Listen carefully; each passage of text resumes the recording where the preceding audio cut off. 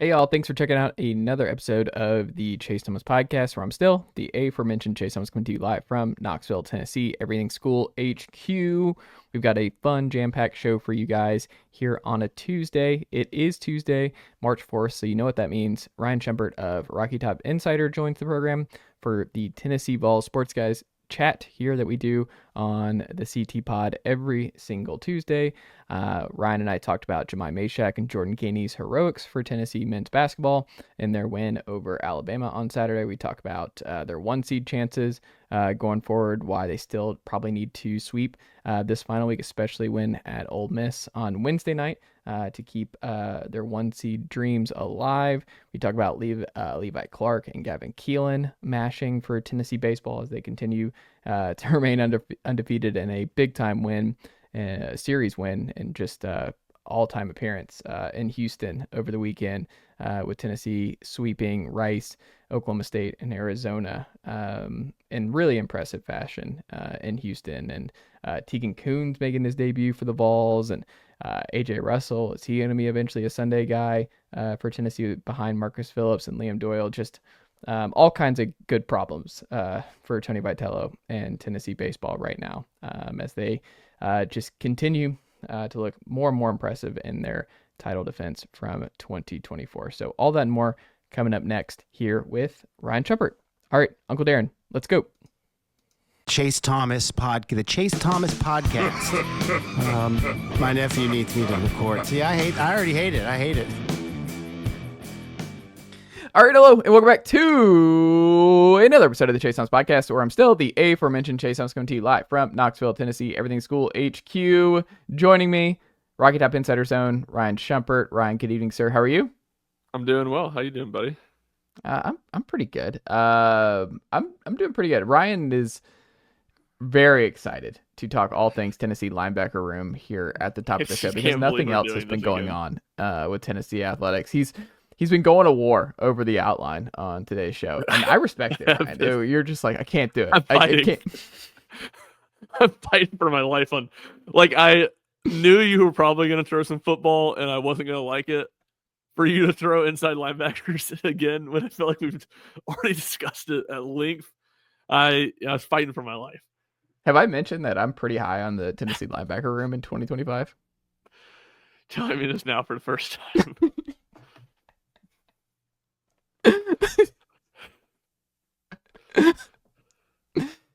I don't know what to tell you, man. It's I'm all in on the linebacker room. And people are like, "Oh, Chase, you wanted to? What about that Jahmai shot? Jahmai shot. Jaden Harmon might be getting a lot of snaps as a true freshman blue chipper from Rome High School in the 4-man rotation. We have a 4-man rotation at linebacker of Jaden Harmon, potentially Christian Gass, Jeremiah Thielander, and Aaron Carter. Like, that's what you want to talk about basketball right now? You didn't even mention your favorite guy in the room. Who? Jordan Burns? Evan Spillman. Oh, I didn't even say Evan Spillman. Do you see why we have to talk about it? Because it's so easy to overlook. I don't see it. I really don't see it. There's just so many guys, so many dudes in that linebacker room, Ryan Schumpert. I don't know why you are avoiding it. You're avoiding it like the vegan menu at our fine local establishment, Litton's. Like you're just like, I'm out. I've never seen Ryan Schumpert eat a vegetable. I've dined with him multiple times. I've never seen a vegetable. For Ryan, can you confirm or deny? Are you a vegetable guy or no?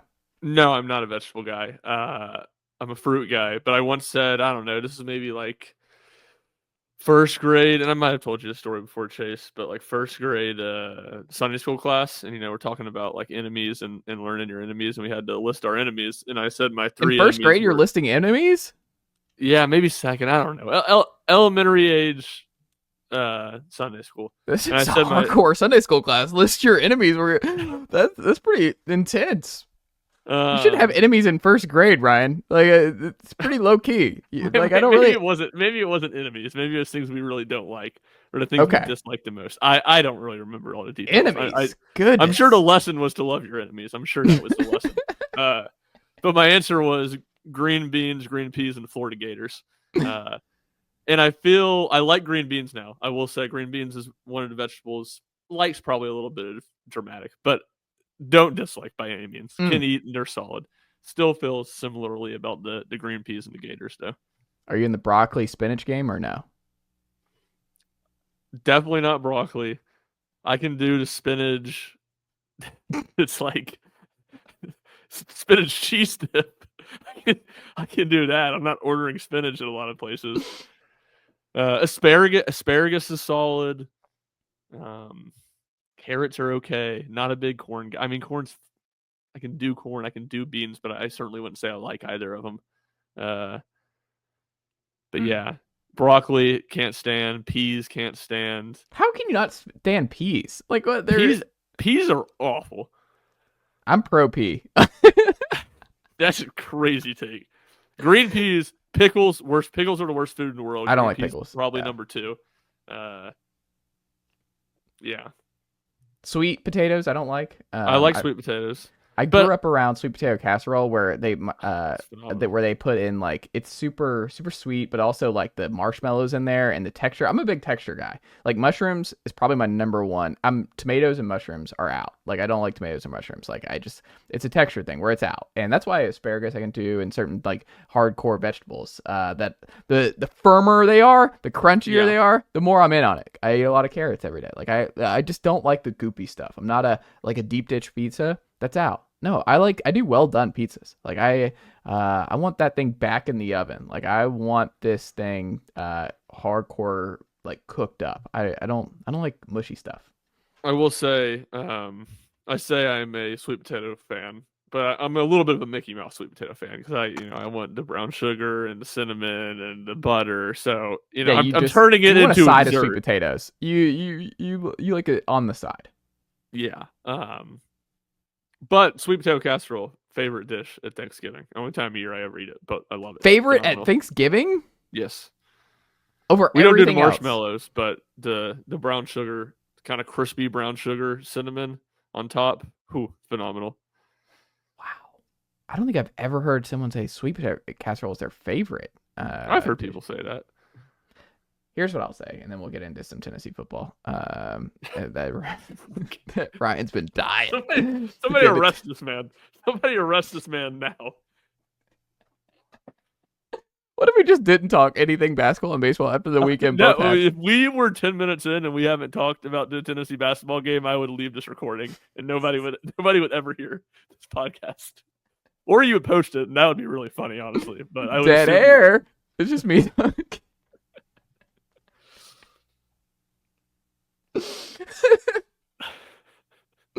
But look, football drives this train, Ryan Schumpert. You know football drives this train.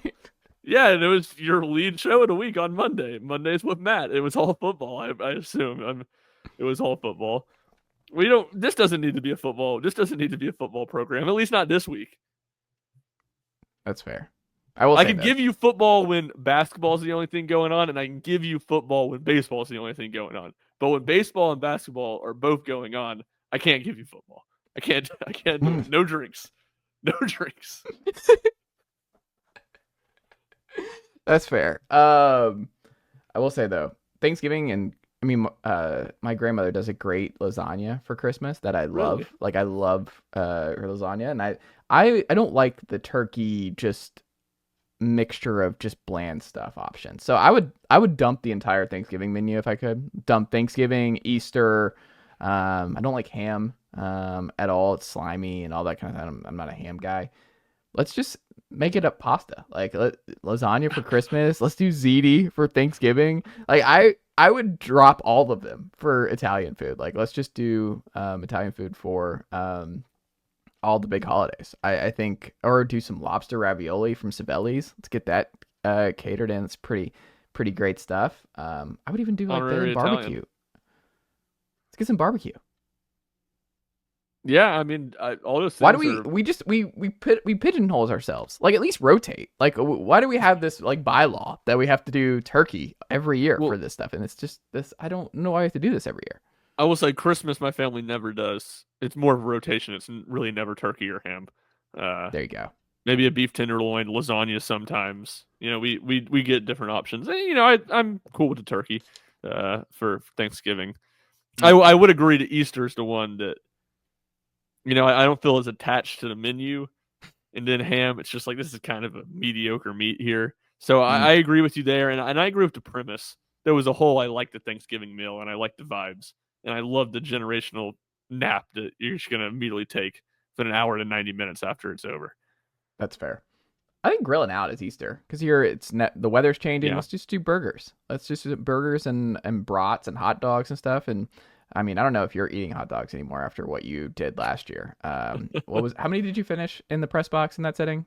6. It was 5 and 3 innings, I think, for the challenge. Wasn't great. Goodness gracious. Well, Ryan Schumpert, I guess we can talk about that all-time classic in Thompson Bowling Arena at Food City Center on Saturday afternoon. An all-time great game that between the Tennessee Volunteers and the Alabama Crimson Tide that put Tennessee, you know what I'm going to say, in the one line coming out of that win, which was huge. Big game this week between Florida and Alabama. I don't know. It probably serves Tennessee better if Bama beats Florida than vice versa. But Tennessee still got to get through Ole Miss on the road on Saturday or on Wednesday as their final bit, just kind of toss-up game here to kind of secure that their first 1 seed in school history in the NCAA men's tournament. Ryan Schumpert, your biggest takeaway here, 48 hours post Tennessee walk-off win. Yeah, I think what I'd like to say more than a takeaway is that was a game that stands on its own. You know, that's a game that obviously we do talk about, we do write about the ramifications of it, but that was just an all-time great game. That was an all-time great moment that people will remember forever. For Chris Lofton over Kevin Durant, I mean, a very similar spot on the court. That is college athletics at its very best. A rivalry game with high stakes that ends with that in a great atmosphere and what was a miracle 35 seconds, mainly orchestrated by Jahmai Mashack to get Tennessee back in the game. So while it's not necessarily a takeaway in the traditional sense, I think that's what I'm left with 48 hours is that's just an all-time game. And that's a game that stands on its own. And not that it's a game that just secures that this is a successful season for Tennessee, but that is a game that no matter what happens the rest of the way for Tennessee, I think will be fondly remembered and should be fondly remembered for a long, long time.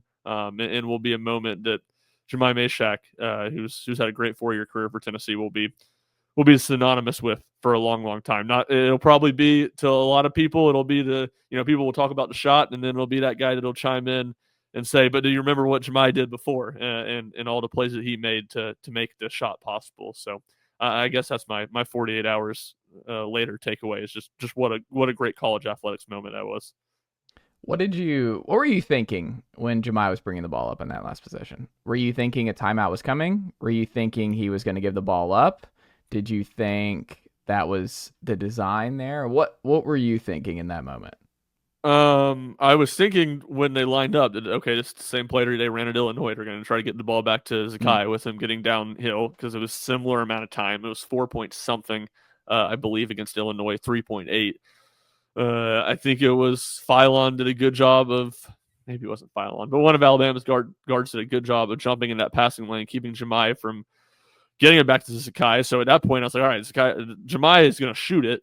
A timeout didn't really ever cross my mind because Jahmai wasn't really he wasn't pushing the ball super hard. So I didn't think, and obviously Rick tried to call a timeout and he said he felt good if they had 1 second that they could get a decent look.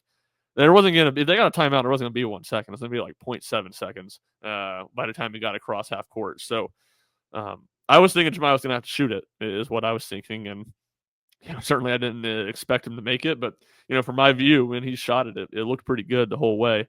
And I think Ryan Sylvia and myself, the Ryan squared, we were kind of the Stephen A. Smith, Michael Wilbon video when the DeAndre Ayton had the dunk to win the game. I can't remember who that was against, and I guess that was the COVID year, 2021 Western Conference Finals, maybe that game was, and we just kind of looked at each other, both mouths wide open, couldn't believe what we just saw. I am glad my wife was in the room for that moment. It's one of those, it was kind of like the Alabama moment of Tennessee-Bama 2022, where it happened very quickly. You didn't think they were going to get down the field and get into field goal range. You didn't think Jahmai was going to pull up and get a good look with the amount of time they had. And it all happened so quickly where you're just like, the unlikeliest heroes of McGrath with just the knuckleball barely getting over the goalpost, with two great plays before it, with Tillman and Keaton bringing it in. Was it or Brew and Keaton bringing it in on those two first passes before McGrath beat Alabama with his knuckleball. But I do think it had the same kind of feel where you just jump up, and I messed up my knee this week. Another new update in being in your mid 30s here, Ryan Schumpert. My knee's been messed up, and I like jumped up, and I was like, oh, this is like I need to be careful of how I land. And what's funny about that is also the scenario I had in 2022 when I had broken my foot. I was also in a foot brace, and I jumped up after the McGrath field goal and just being like, I didn't think about how I'm going to land in excitement. But it was that same kind of feel where it's just, I told my wife, just like, that's why you watch sports. Is like those moments don't come very often, but when they do, man, it's just, you're like, that is just, it's just great. Like, I don't know how else to describe it. It's just a great feeling where you're like, that is really, really cool. And obviously you feel great for Jahmai. But I mean, it was a great moment for him in so many different ways, and he was paramount for Tennessee down the stretch. But I also think Gainey was great in this game, and I think that might be kind of lost is how good Jordan Gainey was as a whole, because I don't think Zakai played well. Igor did not play well. And if you told me before the game that Tennessee was going to be able to win with a subpar Zakai game and beat Alabama, I would have, and Sears having a really good game for the Tide, I would have had to raise an eyebrow at how Tennessee wins that game. But to Jahmai's credit for what he did down the stretch and that all-time great shot, but also Gainey was just huge for Tennessee. And I think that's going to be kind of overlooked, that I think Gainey's minutes on Saturday were gigantic for Tennessee, because I don't think they're in that spot without Gainey. Completely agree, and I love your point comparing it to 22 football, because it was like it was like just get the game to overtime. Yeah, that's all. Tennessee was on defense, back against the wall, trying to get the game to overtime, and all of a sudden it flips of, all right, you got an opportunity here, and not a likely opportunity to score and win in either of them. But yeah, I mean, I think there probably was Jahmai in very much in Jahmai way was kind of, I thought, the glue for Tennessee in that game, especially in the first half when so many guys were in foul trouble, because Tennessee asked them to do a bunch of different things, both from playing to four and even running a little bit of point when Zakai was out. But yeah, no, I think Jordan Gainey was the best player for Tennessee as a whole, and it felt like, I tweeted about it, it felt like 3 different points in the game, and one was a singular possession where he just was a stabilizing force for Tennessee, and he scored 9 points and didn't turn the ball over in the 10 minutes that Zakai sat with foul trouble in the first half. And he didn't solely run point guard, but ran a lot of point guard, took care of the basketball, obviously was working very, very hard on the defensive end. Singular possession, but it felt like the game was, Alabama really grabbed control of that game, I felt like, in about the last 5 minutes of the first half. And Gainey goes coast to coast for the and one to get it back to 4 at halftime. I thought that was a huge play. And then when Tennessee finally got on the run, and I do think something that most people aren't talking about, and we were talking about it in the group chat, it's like, man, Tennessee's got to get stopped. They cannot string together stops. And from the 9:29 mark in the second half to the 3:59 mark, so a little 5.5 minutes there, Alabama scored 6 points, and that was. The defense was great to give Tennessee a chance to make a run, and Gainey did a lot of the offense. I think in that 5-minute stretch, he scored 9 points too. So 3 different parts. Really the first 2 kind of stabilizing Tennessee in the first half, and then the second half he was the go-to guy. There were other guys that scored too, but he was the go-to offensive guy when Tennessee finally got strung together some stops and went on the run where they turned an 8-point deficit into a 2-point lead with about 5 minutes left. What did you make of Zakai's game? Do you think a lot of it just got kind of railroaded with foul trouble and just being on the bench for a while, and just kind of he was just out of sync for the whole game? What did you make of Zakai's issues on Saturday? No, I don't agree. I don't think so with that, because I thought he played really well the first however many minutes in the second half. Yeah.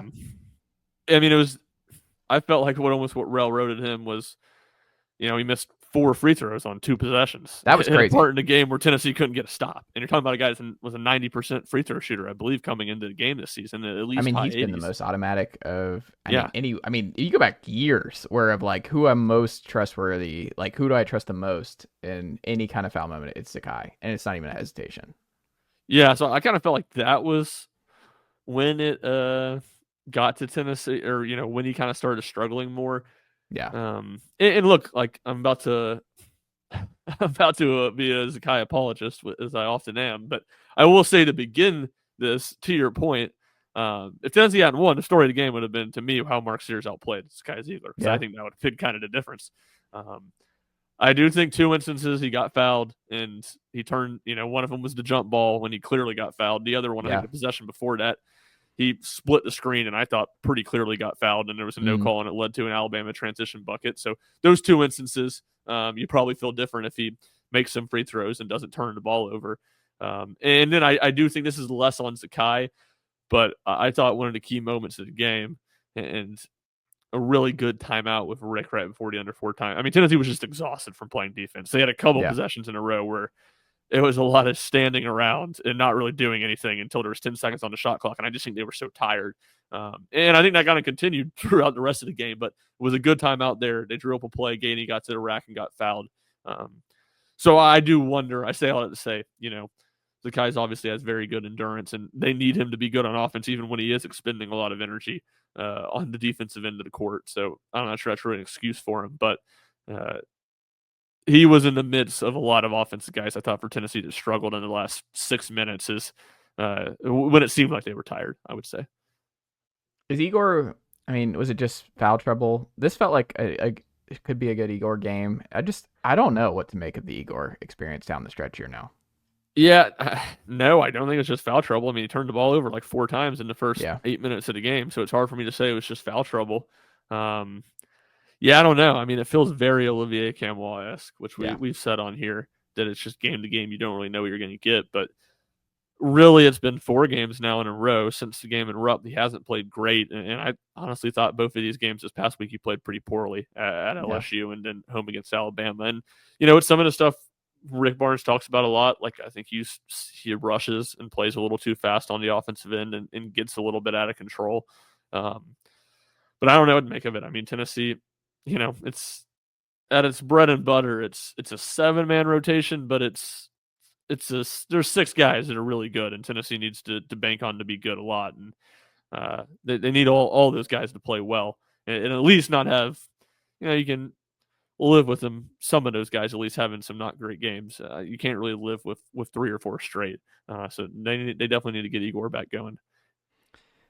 In your estimation, do you think if the Vols drop the game in Ole Miss on Wednesday, will they still be able to finesse their way to a 1 seed, or do you think it's still a must win that they have to win out? Last on because we're talking about Igor, and it made me think of it. Shout out D-Stone. Those 2 threes. He was firing them. He took 5 of them, but still hitting 2 threes when Zakai was out. Points were at a premium. Big plays. To your question, I think Tennessee needs to win. I think if they lose a game this week, they basically got to win the whole thing in Nashville to have a chance. Look, they win both games this week. I don't think it's a guarantee they're a 1 seed by any means. They need chalk elsewhere. If things go as I expect them to, and as Vegas expects them to, and Tennessee wins both games, then yes, I think they will be a 1 seed. But there are scenarios out there. If Alabama wins both games this week, I have a hard time thinking Alabama doesn't jump Tennessee. If Florida, really, yeah, for sure, their resume is going to be better than Tennessee if they win both games this week. If they win at Auburn and they beat Florida at home, they're going to have a better resume than Tennessee.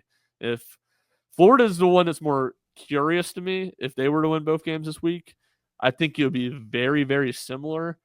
But even then, like, Florida's got the 2 best wins. If Florida wins at Alabama on Wednesday night, they will have the 2 best wins in the SEC this year, winning at Alabama and at Auburn. And I can see that being a losses at Georgia. Yeah, I think you could say. Tennessee's home loss to Kentucky, I'd say, is just about as bad as losing at Georgia. But I don't think that's a bad loss. Kentucky has been really good against top 10 teams this year. Like, Kentucky, sure, but they haven't been very good against everybody else. I know, but I'm just saying, like, Kentucky, that they've hit a lot of big teams in the top 10 this year. They've played up to their competition. Like, they have gotten. I don't know. I don't think the Kentucky loss is that bad in retrospect. In retrospect, I think it's worse. I don't know. I just think that's been their narrative this year. I just think Kentucky's gotten a lot of people that way. No, it has been. I would say, no. That's true. They have played better in big games, but I don't know. I would guess Tennessee had a home game against Kentucky scheduled this week and a road game at Georgia scheduled. They'd be bigger favorites at home against Kentucky. So I don't know. I don't think a home loss or a road loss to Georgia is that much worse than a road loss to Vanderbilt either. I mean, it is worse, but it's not. Vanderbilt's going to be a 10 seed. Georgia's right now the last Georgia, 4 in. Like, I don't know. That Georgia team was reeling. That Georgia team down. That is true. They lost 4 or 5 straight. Yeah. I don't know. No, I mean that is a good point. Vandy's been a crazy firm that they NCAA lost after team getting all the year. lead. What's that? Vandy's been a firm dead air. Vandy's been a firm March Madness team all year, basically. We knew pretty early on this was going to be a tournament team. Like this you asked me 2.5 weeks ago, was Vanderbilt going to make the tournament? I would have said no. Really? Before the Ole Miss game? I mean, even before they won it in College Station the other night. I mean, I don't know. I think they're just with how dominant the SEC has been this year. I think they were outside. They were on the wrong side of the bubble as of going into that Ole Miss game, which was 2 weeks from this last Saturday. Yeah. I don't know. Doesn't mean that, they still have a chance, obviously. This is what sucks, because you're having to split hairs because Bama, Florida, and Tennessee are all so close. And you can make fair arguments for all three getting a 1 seed at this point. Completely agree, yeah. And I wonder, does Nashville matter more this year because of that? I mean, I don't know. This is where transparency should happen. They should say that. Like, that would be good to know. It's be like, hey, because of this particular season, we're going to count the SEC tournament more, because then you get more buy-in from these guys where they're like, oh, if we win this, then we can be a 1 seed. Like, we have a better shot of being a 1 seed. But if you're going into it and you don't know, and when you have a team like Tennessee where you have a 7-8 man rotation, and if you're going balls to the wall of the tournament because you think that's going to help you get a 1 seed because hey, there's a lot of jockeying for that final 1 seed at the top with Florida, Bama, and Tennessee. And then it doesn't end up mattering. Like, let's say Tennessee loses to Ole Miss on Wednesday, but then they win the tournament and they still get a 2 seed. Like, then you're like, well, what was the point of all that? Why do we burn our guys and make them go balls to the wall in Nashville? And it didn't end up mattering. So I think you run the risk of, I don't know. It's not an envious spot to be in, especially not envious if you're a thin team like Tennessee, because you don't really know how hard you need to be going in Nashville and how much it matters how far you go for that final seed. Yeah, no, I completely agree with that. I mean, it's just hard to say, and especially like you said with Tennessee, who is very thin. And there's a world out here where Florida beats Alabama, let's say that, and Florida ends up on the 1 line ahead of Tennessee, and Tennessee ends up ahead of Alabama. Well, if that's the world, if Tennessee's ahead of Alabama, Tennessee is going to head to Lexington, and Lexington's a Thursday-Saturday date. And if you play to Sunday in Nashville and you don't get a 1 seed, and then you're playing on Thursday, you're right. It's very much what was this good for? So yeah, I agree with that. It's very up in the air. But again, if things go as I think they'll go, and Alabama beats Florida and Auburn beats Alabama at home, then I think Tennessee, they probably need to win on Friday in Nashville to feel like good, like 100% locked in, I would think. But if they do that, I think they'll be in a good spot. And I have a hard time thinking they won't get the 1 seed then. Do you like Nathan Robinson at the 4 as the 4th DT going into spring practice, Ryan Schumpert? Next question. Vols baseball, Ryan Schumpert, was insane. I love this from T Club over there with Tony Basilio, friend of the show.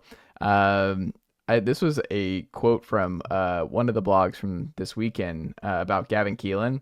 Second baseman Gavin Kilen was ridiculous, going 9 for 15 with 4 homers. Like, you just see the 9 for 15 and 4 homers, and you just kind of go through the box scores of the whole weekend, and you're just like, okay, Gavin Keelan's better than Blake Burke in that 2-hole from a year ago, because I was kind of wondering which way it was going to go, and we'll see on the doubles aspect to it. Feels early to say that still. Gavin Kilen, man. I was listening to the 11.7 college baseball pod earlier Yeah, today, and those guys do really good work over there. they do. And Yeah, they were talking big fan of about theirs. Keelan, and they were like, in Houston, the Astros should just sign Gavin Keelan to play second base so that Altuve can move off it. It's just like $3 million. Like Gavin's ready to go right now, and it's at a better option for what Houston has in 2025. But I mean, he's I'm all in on Gavin Keelan, and he's a dog. Like Gavin Keelan is, he wants the smoke. He is Tennessee ball. Like we thought that was Fisher, and I think we could still see. I mean, there's all kinds of time for Fisher to turn more into that, but I think people just assume Fisher was like that prototypical middle of the order, like just power, confidence, swagger in the middle of that order coming from Ole Miss.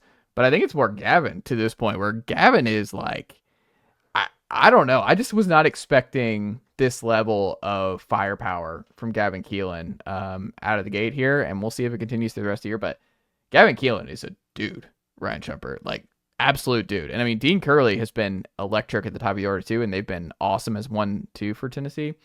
But Gavin Keelan he's ready for the press. Like Gavin Keelan's a really good, really good baseball player. Ryan Schumpert, more than 100%. 100%. I said, before the season, I thought he was going to be really, really good, and just like quietly. Ain't been nothing quiet about what Gavin Keelan's done this season. It has been loud and it has been in your face. I mean, he would have hit a third home run in his third at bat on Friday night if they were at Lindsey Nelson Stadium. When he hit one, right just shy of the wall, 409 in dead center. Former Minute Maid ballpark. I'm blanking on what they called it now. We're calling it Minute Maid Park. We're not doing all this. So we're not doing it. 2 points from Jack Foster and I recorded our baseball pod today. 2 points from that one. This feels very much like the name change feels so similar to the Heinz Field name change to Acrisure. Who cares? Why? Yeah. I mean, money's the answer. 2, and this kind of leads into your point where you would have told me this point, 11 games in the season, Tennessee's 2 big transfer bats in the lineup. One has 7 home runs, one had 2. I said, yeah, that makes a lot of sense. Andrew Fisher has 7 home runs, and Gavin Keelan has 2, and it's been flipped. And I think Fisher has been. You talk about him being a force in the middle of the lineup. I still haven't seen much to really discourage me from that. He's walked a ton. I think his at-bats have been really competitive. It's not like he's chasing and lacking success. Probably a little bit more pop-up so far than he would like to have. But I think as a whole, his at-bats have been really productive. But, yeah, I mean, Keelan's he's been on a different level at this point. I mean, you said 4 home runs this weekend. He had a triple and a double, too. So it's pretty remarkable what he's done. These are good teams. These are, I mean, Arizona was on a hot streak coming into this weekend. Oklahoma State ranked. Like, this was not like they made it look a lot easier than it was. Like, this was an interesting. I mean, this was a test for Tennessee early, and they just made these teams look silly. Like, they just dismantled them. Like, Cannon Peebles hit a ball that went like 700 feet. Like, Cannon Peebles is like at the bottom of the order right now, and you're just like, man. I just, the firepower for Tennessee, and I mean, the story of the weekend too is Levi Clark, man. Like, I know Tennessee fans are just like kind of bummed with what's going on with Ozuna right now, and it sucks. And we'll see what ultimately happens there. It's looking less optimistic by the day, but when you have a freshman class like this and you have a guy like Levi Clark who is mashing, and I think my prediction here, Ryan Schumpert, as a righty, I think Levi Clark moves into the 3-hole as the everyday 3 guy for Tennessee come conference play. I think you flip him and Hunter, and you move Hunter to 5, and you put Levi Clark at that 3-hole coming to conference play. It's a lot of pressure to put on a freshman, but he's not a normal freshman. Levi Clark is unbelievable. I was looking at different stats for him. He leads the Vols in RBIs with 2 outs at 10. He leads the team in doubles.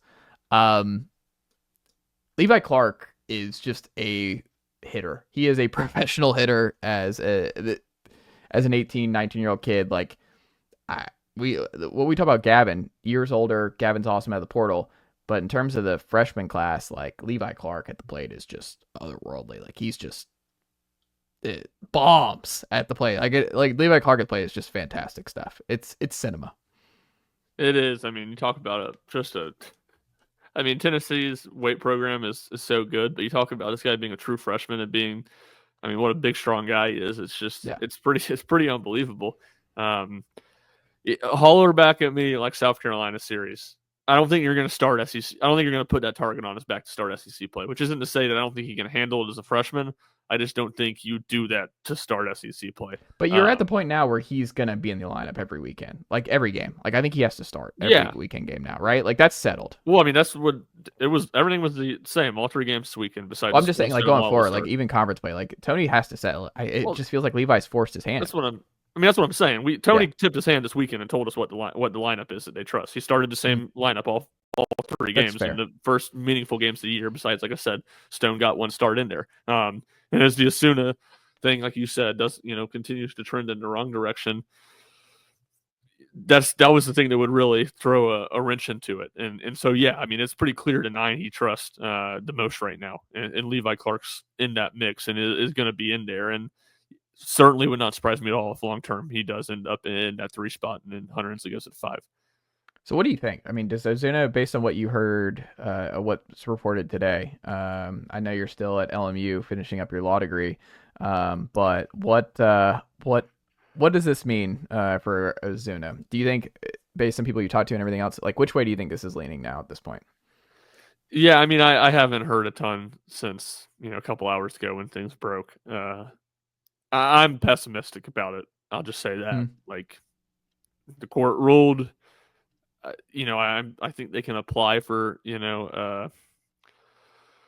another decision, as typically is the case, but I have a hard time thinking it's going to get overturned. Goldstein got the same thing at Georgia last week, and the NCAA is fighting tooth and nail to not have these guys be eligible in court.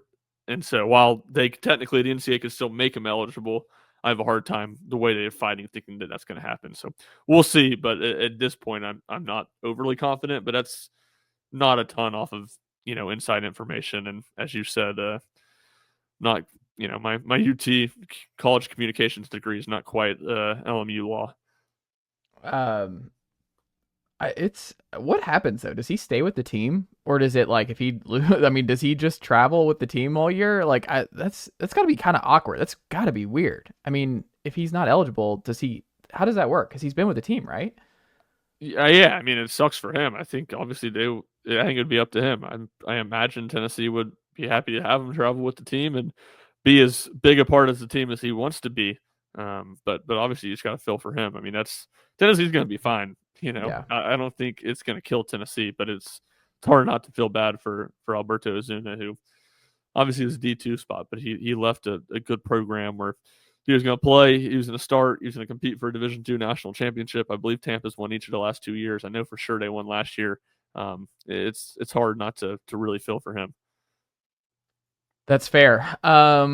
We also saw, to put a bow on it here this weekend, Ryan Schumpert, Tegan Kuhns debuted for Tennessee. Him and Arvidsson, like that's something that's still very much up in the air on Sundays. Nate Snead, 0.57 ERA with a bunch of innings to this point. Nate Snead's been really good, but I think he's kind of settling into that multi-weekend long relief guy, which I think is the best case scenario for Tennessee. I still maintain being able to use Snead multiple times over the weekend rather than just giving him the Sunday start. I think there's more value there for the Vols. But Arvidsson and Kuhns, I think, might be the battle on Sunday, and they both pitch in this game, and both pretty successful for Tennessee. 2 innings, 3 Ks for Kuhns in that game. But it's pretty interesting that all 3 pitched in that outing, because I think all 3 have been vying for that Sunday spot. But what did you make of the Kuhns debut? Well, we buried the lead. Tennessee's pitching staff, to me, was the story of the weekend. I mean, they dominated. And you talk about Arizona, Oklahoma State being good, and I think you were a little dramatic with your terminology. They didn't beat them 12-1 or anything. I mean, they won relatively handedly, but pretty good games. It was 2-1 in the 7th inning on Sunday against Arizona. When have I been hyperbolic on this show? Show me a time that I've ever been hyperbolic on even this episode alone, Ryan Schumpert. But, however, Oklahoma State and Arizona are really good programs, and they are known for raking and hitting. And Tennessee's Tennessee's pitching staff did shut them down, both of them down in those 2 games. And I thought Oklahoma State had really competitive at bats throughout that game. It wasn't like I was like, oh, these guys aren't very good this year. This is what a terrible approach. They made Tennessee work and made Liam Doyle and Tanner Franklin work. But no, Coons looked really good. He looked really good on Tuesday. Look, to me, I think Sunday feels like AJ Russell's day. However, AJ Russell is not going to be ready to be full go in a Sunday spot as a Sunday starter for a good handful of weeks still. I don't believe. So somebody's got to start on Sundays. And I think Tegan Coons makes a lot of sense, and we'll see as he gets more worked up and can potentially throw more innings. He could make it awful tough for Tony Vitello to take the ball from him on Friday or on Sunday and make him go to the bullpen. So I think that'll be interesting because Coons he's just looked as advertised. He's looked really, really good. He's looked like he did in the fall, where he looked like one of Tennessee's best pitchers, and he was obviously he gave up the back-to-back extra base hits with 2 outs in the second inning and gave up a run. But overall, I thought he looked really sharp against Arizona. That battle, because AJ Russell, like you said, is a wild card. Like, I don't think any of us thought he would be back this soon. No. And I don't know. Like you said, Tegan has an interesting option here over the next couple weeks while AJ ramps up. Like, if he's good enough, like, you can't just take it from him. Like, it's just one of those, if Tegan's good over the next couple weeks here, I don't know. I mean, the Bonnies, you can't overlook the Bonnies. Woj might be in the house, who knows, at Lindsey Nelson Stadium this weekend, but I don't know. It's a luxury is what I do know, that Tennessee has a problem of 2 first-round arms in Tegan Coons and AJ Russell fighting for a Sunday spot. And then Brandon Arvidsson, big-time transfer, who I think can be really good for Tennessee. He's also right there. And then you have Nate Snead, who another potential first-round, second-round guy in the draft this year. It's just like, we could use him at Sunday, but we'd rather use him on Saturdays and Sundays. Like, we would rather, or Fridays and Sundays, whatever. And it's such a luxury. Like, the pitching staff that Tennessee has this weekend, if they can all stay healthy, is just. And AJ Russell didn't even throw this weekend. He was like, probably at worst the second most. I mean, I don't know. You can maybe argue he's if healthy, a top 20 pick probably. Yeah. I would think. And Combsy just settling in right away for his brother at closer. Like, he's just a great closer right out of the gate here. Yeah, two thoughts. Snead this weekend was the perfect example of why Snead's so valuable in the bullpen. Yeah. He got as many outs for Tennessee, which was 14, as any other pitcher did. Marcus Phillips tied him with 14. 13 was how many Liam Doyle got. So you see the value in using him multiple days. And then another guy who made his debut this weekend was phenomenal in Houston is Dylan Loy. Loy boys rise up. Jack Foster and I are, we're heading to fan club. We're the leaders at RTI. We're leading the train. I mean, he was fantastic. And, it's funny because he's got a little bit of Kirby in him and a little bit of Will Heflin, the lefty, with not as phenomenal stuff, but a fierce competitor, wicked off speed, going to throw a lot of strikes.